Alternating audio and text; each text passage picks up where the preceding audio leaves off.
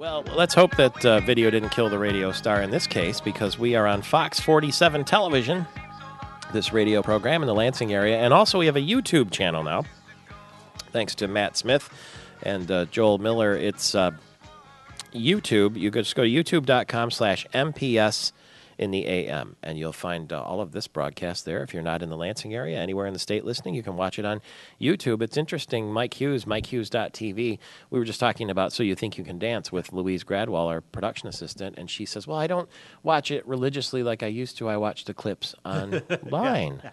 People are watching TV in a different way now, aren't they? Absolutely in a different way, although the exception should be tonight, because tonight's finale, 8 o'clock to 10 o'clock. Got to be there. Yeah, because that's going to be a good one. They're going to have all kinds of guest stars and performances.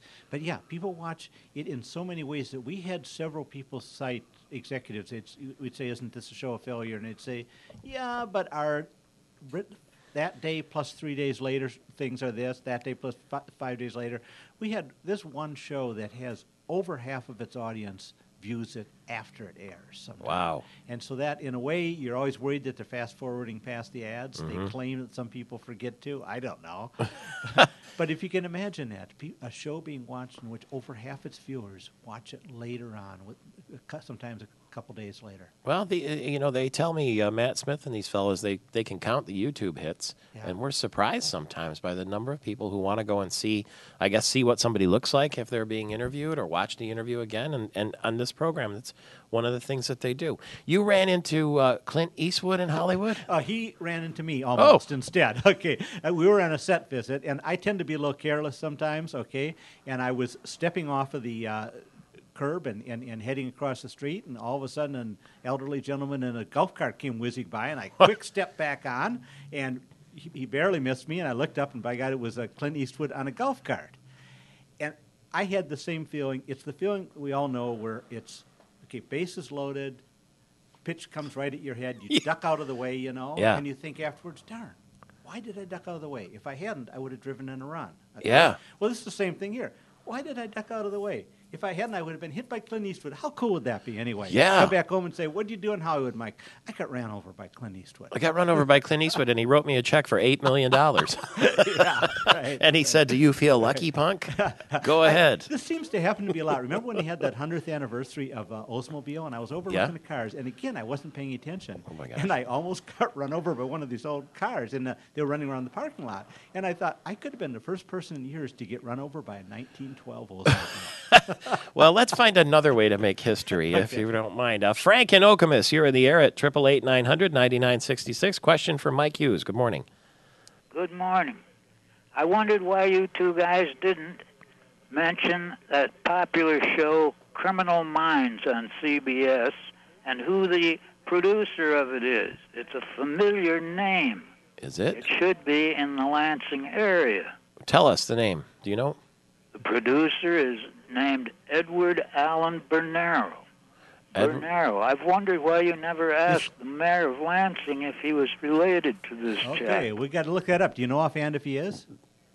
No, I don't. Okay, we'll ask him next time for sure. We'll look it up. Now, you like the show. I originally was not a fan of the show simply because it was about so many weeks were about torturing women and holding women hostage and so forth, which is really the reason why Mandy Patinkin left the show, he said, was for that same reason. Maybe it's getting better, but you do like the show now? He likes it. I haven't seen it, but I think Verge Bernero would be pretty good in a Martin Scorsese movie, don't you? Absolutely. He would fit right in there, it would seem to me.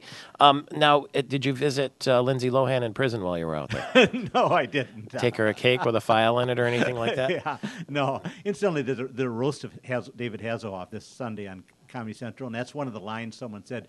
They're talking about Seth MacFarlane, who has this criminal baby on one of his shows, Family Guy or something, you know. And she says, Seth MacFarlane has made more money off a criminal child than anybody except Michael Lohan.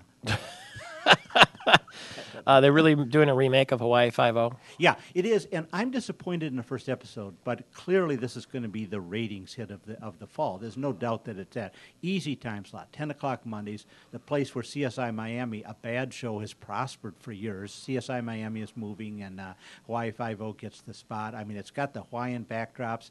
Alex O'Loughlin, this Australian actor from Moonlight that people like. Scott Kahn, James Caan's son, is in it. A couple of great-looking people from Hawaii are in it.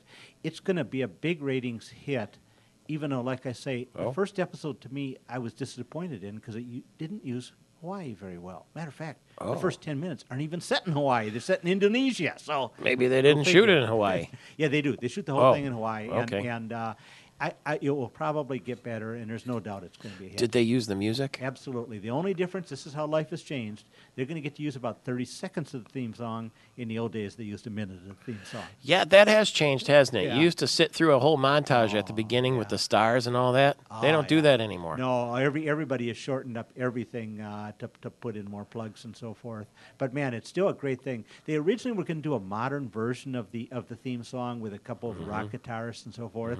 And then they said, no, that's not it. And they went back and shot it with a full redid it with a full orchestra. All right. Including some of the people who did the original decades ago. Kidding. And all of that for 30 seconds of music, but 30 seconds of great music. I can't even imagine it now that the show starts at the top of the hour as soon as the other one ends. There used to be a break and a little news insert, and none of that happens anymore.